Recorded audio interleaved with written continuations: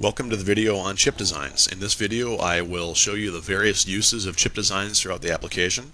I will show you where you can get new chip designs, and then finally I will demonstrate how to create a new chip design from scratch. So first of all, what is a chip design? If we look at my chip case here, my Paulson James Bond chip case, we see all the different chips in my chip case and how they look. And the way they look is determined by two factors. One is the chip design, and one is the colors that are plugged into that chip design. So the chip design defines the structure of the chip. So circles, wedges, and rectangles, or what have you, that are objects drawn on the screen. And then the chip itself takes that design, plugs colors into it to render the chip. So I can use the same design with different chips, plugging different colors into it to get different chips rendered on the screen.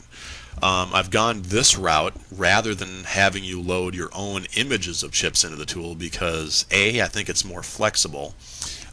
B, I didn't think it was realistic to expect that the average user was going to have a good scanner to scan their own chips, and also good software to edit their chip images to make the area around the outside of the chip transparent, because if you couldn't do that, then you'd have this big ugly rectangle around your chip, and that wouldn't look good on the console.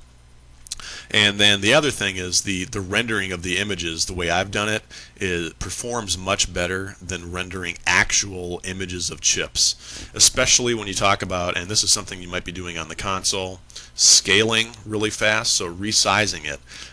Doing it this way with the design is a really quick operation. It's just redrawing some circles and wedges. Doing it with an image means reloading the image, rescaling the image, and that takes more processing power, which means it slows things down, maybe like marquees on your console or whatever. So for that reason I've gone the chip design route.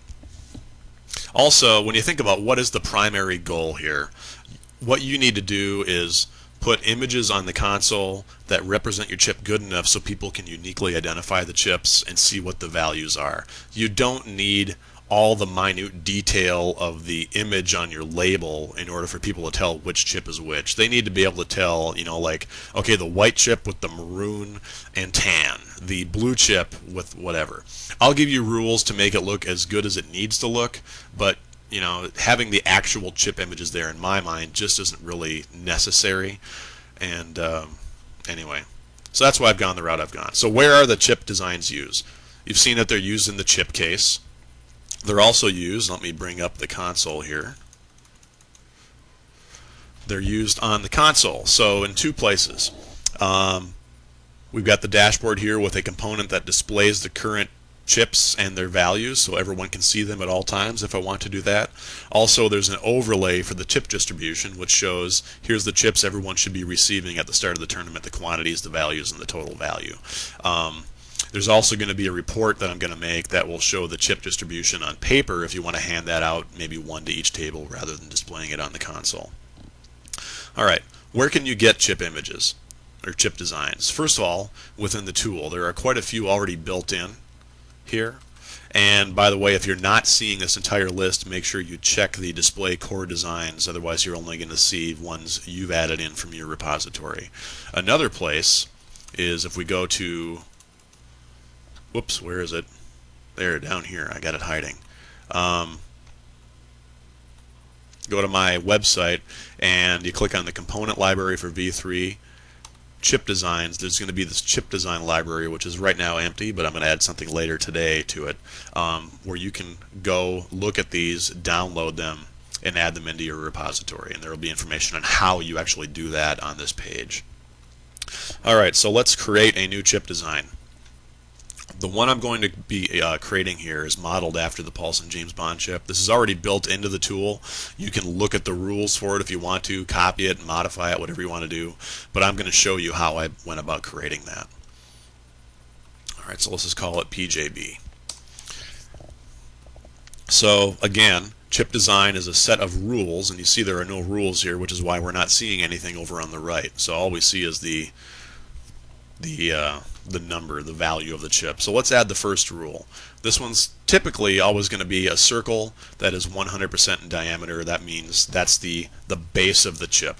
Alright, the color is exactly the color I want. It just so happens that the colors I've picked here are based on this chip. Anyway, let's go on. The next thing I'm going to do is draw these wedges. Alright, so it takes three things really to do that. First is the green wedge, and that one is going to be 100% diameter, so it goes all the way out to the chip. Frequency is going to be 90. I want the wedge drawn every 90 degrees. There's 4 wedges, and the width is going to be 20. And the color I want is color number 3 up here. So let's render that. So there's our wedge. Notice it goes all the way to the middle. That's not what we want, but we're going to do something to make it look better. Alright, let's draw the blue wedge. This one again has a frequency of 90. The width is 20, but we want it to start in a different place, and the color for this one is going to be color 4, but I want it to be a little bit darker than color 4, so we're going to use the shadow for color 4 on this one. And there's that wedge. Alright, so now we've got to make it look like they're chopped off here because we've got this ring going around the outside. So let's draw another circle. And this one is not going to go all the way to the outside. We want the diameter to be 75% of the circle. And then the color for this one, I'm going to use the shadow of color 1. So I'm actually going to also represent, there's a slight drop down in the chip, if anyone's seen this chip here, from the outside edge to the inner edge here, or the inner circle. Alright, so now we've got that look.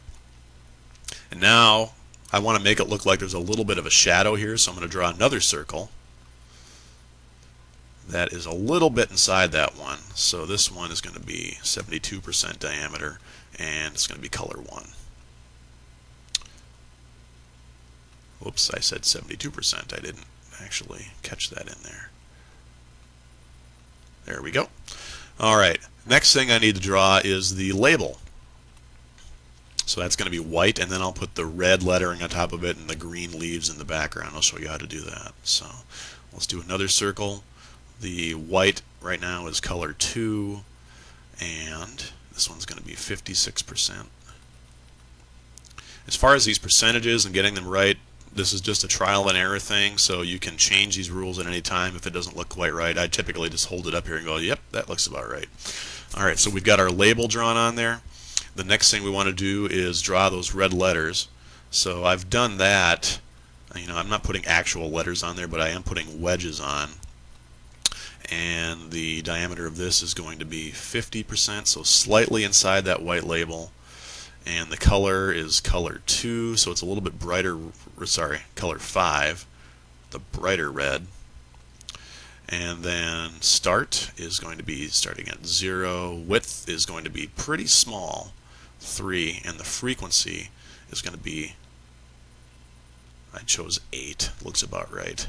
So that means it's going to draw a lot of little red wedges on there. And now I have to chop those off, so I'm going to put another white circle on. And we'll make this diameter 45. And it's going to be color 2. And then finally, kind of mimicking the way these leaves look with more wedges, but I can draw this cool pattern. And we'll make that diameter 41, color 6, which is the brighter green up here. And start is 0, frequency is going to be 3 again. Or sorry, the width is 3 and the frequency is 3, the width is 1. Kind of gives us that neat look. So I've created the chip here. A couple things you can do. You can hide the value of the chip if you want to. You can change the colors. So if I wanted to say, well, what does the blue look like? It'll save these color settings for the rest of my session, by the way. And also, you can layer the rules on top to kind of do some debugging of your chip design. So if you've got this set to 0, it'll draw all of them, and then you can select your rules. So that's how you create a chip design.